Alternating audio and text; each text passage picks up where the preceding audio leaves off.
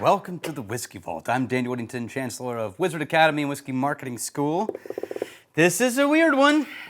So, do we know the firsts in whiskey? Whiskey firsts. So first, when was whiskey invented? Who did it first? And the answer is no one knows. And that's the end of the video. I'll give you what I mean. So we can trace distillation. Ooh, that was nice. We can trace distillation back to China as some of the earliest distillation. This was 7,000 BC, 6,600 BC, made of grapes, rice, honey, and hawthorn fruit. But that wasn't whiskey, right? So then we go forward, we get distillation records in Babylon, we get it in more, you go forward a little bit more, you've got Egypt, Roman Egypt, you've got, Plato talks about it as distillation, but this is often medicinal distillation or distillation of various fermentable things, but it wasn't still a grain-based, grain-focused spirit the way that we would consider it to be now. So we don't know when alcoholic beverage consumption was originated because every time we see people talking about it, they're referring to something already known and already happening. They're not announcing, I've found and invented this new thing. So forget about distillation. We don't know who invented it. All the writing talks about it as a common thing. So what about whiskey? Well, the first mention of whiskey in writing is in 1405 in the Annals of Nc'nean, which is a book that is officially a record of a monastery for local goings-ons of things. And in 1405, he writes, the author in the Clan Nc'nean writes that the chieftain of a local clan died from a surfeit of aquavit, which is he drank himself to death. Now, what they meant by aquavit at that point wasn't always just pure grain whiskey, even forget aged, just only grain. Very often it was something closer to what we would probably consider to be Irish poitín or sort of flavored with herbs and things like that. So that's closer though because they call it the water of life, and that's where the word whiskey came from in the long run in both Gaelic, Irish, and Scottish. So we're closer, but the problem is, when they talk about it, they don't explain what aquavit is. They don't explain what the water of life is. They assume in the record that you already knew in Ireland what it was. So that's obviously not the first. What about Scotland? Can we tell in Scotland? Well, in Scotland, it shows up in writing 100 years later in 1494, and it shows up in the Exchequer Rolls, which is basically a treasurer's bookkeeping book that says, we gave to, what's his name? Was it Core? Friar John Core? I think it was Core. My mind's going blank right now. Anyway, we gave this friar 8 bowls of barley, malt, for the purpose of producing aquavit. So if you run the math, which has been done by multiple people, it's enough to make about 4,000 bottles of 40 proof spirit on today's. That is not a small production level, right? So by the time it shows up in Scotland in 1494, we're already talking commercial production level, at least for the scale of that time. And it doesn't explain, oh, by the way, here's what aquavit is. It assumes everyone knows it. We're operating at a large for-sale retail level. Now, you can technically go back further and find records of Clan Macbeth and Killoman, which predate the records of the Irish Annals of Clan Nc'nean, which it's possible they were doing distillation there in Killoman prior to the first mention and written record in Ireland. But again, anytime we see them writing about it, it's already a thing. So we don't actually know about the origins of what we consider to be Scottish or Irish whiskey. We just know it happened at some point. So what about America? America's way younger. Surely we have a confirmed start date in America of the first whiskey ever produced. We'll talk about that, but first let's try this. This is Nc'nean, which I've done before when I got back from judging the World of Whiskey Awards a year ago. It was actually a year this week. They're doing it again right now, this week. I had met the founder of this distillery and really was impressed and got a chance to try their young malt and really loved it. And so I was excited. I found another one on the shelf locally and I went, screw it, we're gonna do this. This is a new line they did called the Huntress, which is named after the character that is the female hunter that is the basis of the name Nc'nean, but with, the original Gaelic spelling. And so I have a series called the Huntress. And this one specifically is Orchard Cobbler, which I'm very excited about. This bottle, guys, look at this thing. Is that not a work of art? That is beautiful.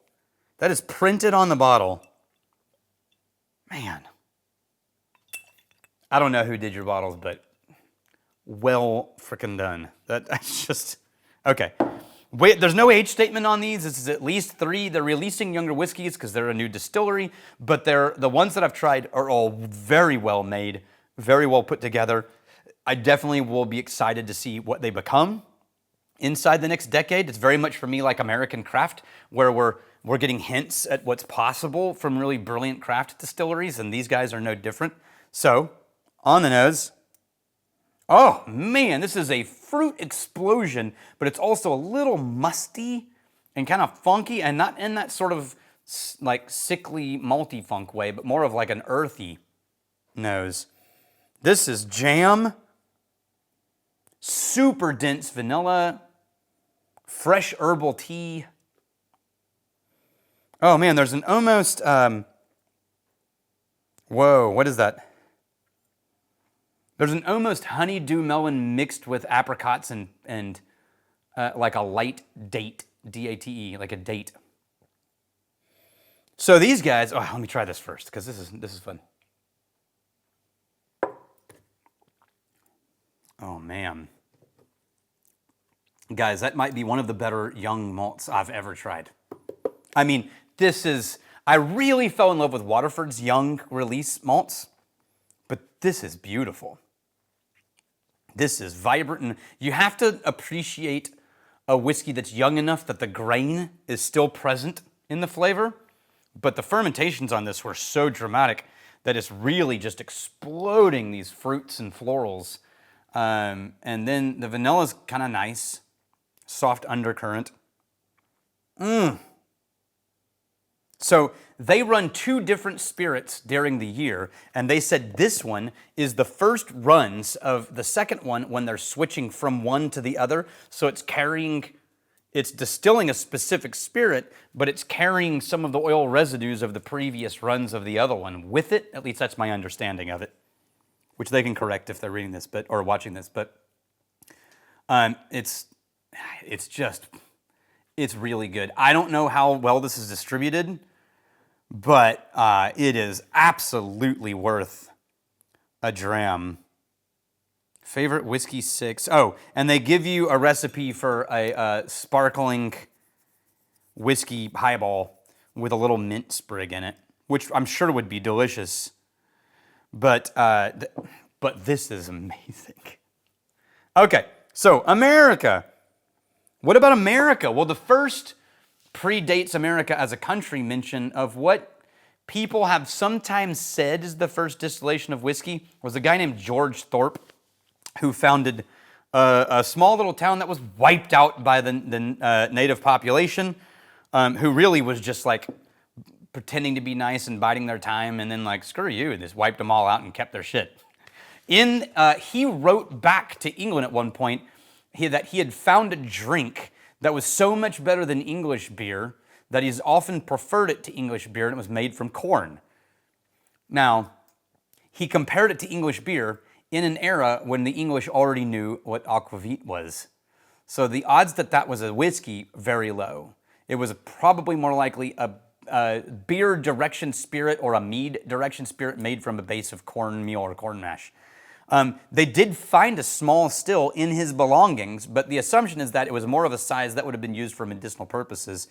So I think it's fairly safe to say he probably wasn't making whiskey, or at least to any scale that mattered. So what about Revolutionary War? Well, the thing is, when they stopped serving rum to the troops because of blockades and the sugar tax and all of that, they immediately switched to using grain and making whiskey, and that's what they gave to the troops. So They didn't invent it. They already knew it was possible. It was already happening, and it was an easy replacement for rum. So again, we don't know the origins of American whiskey. What about Kentucky and bourbon? Do we know the origins of that?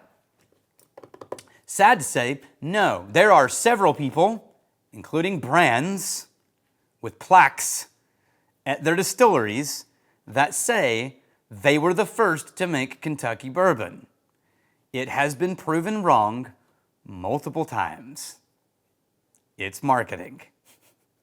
Now, there are plenty of records that show that around this window of time of about 10, 20 years, you've got names like William Koch, Jacob Myers, Joseph Samuel Davis, James Garrard, Jacob Spears, all mentioned in various documents as making whiskey in Kentucky in the late 1700s, early 1800s.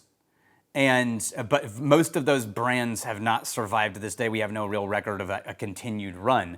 Any one of them could have been the first. All of them already understood what whiskey was. We don't know for a fact which one was first.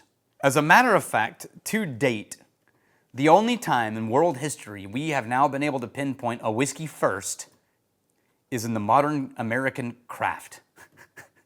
The first American distillery to focus entirely on single malt, McCarthy's. The first distillery in Texas, post-Prohibition, and the first legal whiskey distillery in Texas, Garrison Brothers. The first to release a whiskey in Texas, Balcones.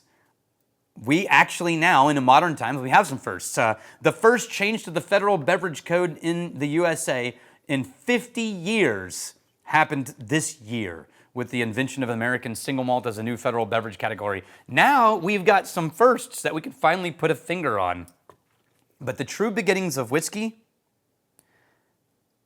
God, this is good. The true beginnings of whiskey, I think, said best by Aeneas MacDonald in a book about Scotch, where he said, "The origin of whiskey is, as it ought to be, shrouded or hidden in the clouds of mystery that veil the youth of the human race." I'm really glad you're here. Cheers. Shrouded in the veils of YouTube Whiskey Channel origins, you will stumble upon the Whiskey Vault. When did it begin? Who knows? Impossible to tell. It's definitely not encoded on the bottom of the video. Anyway, like and subscribe.